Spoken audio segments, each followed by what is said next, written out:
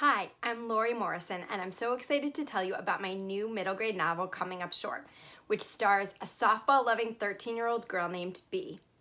At the end of 7th grade, on the same day that Bee makes a gutsy play at shortstop to send her team to the league championships, a scandal shakes up her world.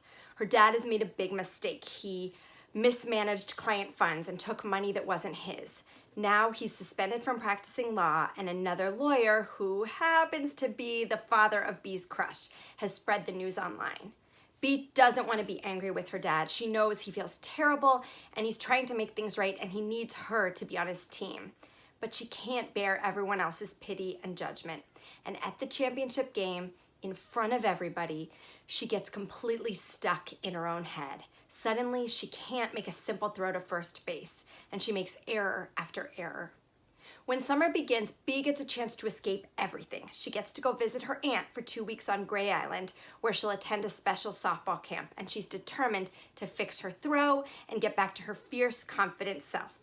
But that might not be possible unless she can find a way to deal with the hard feelings she just wants to push away. Bee is going to need to figure out how to forgive her parents for the ways that they've come up short, and how to forgive herself, make amends, and move on when she comes up short too.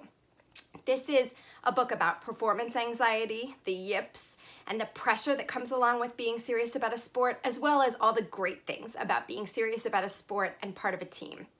It's about the complicated bonds between people who love each other, and the ways that we depend on each other and we bring each other joy, and yet no one person, and especially no one kid, can be responsible for another person's happiness and emotional well-being.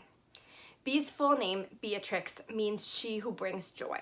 And I chose that because I wanted to write about this kid who has internalized the idea that it's somehow her job to make her parents happy.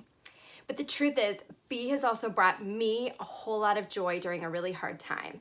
I have loved writing the sports scenes in this novel.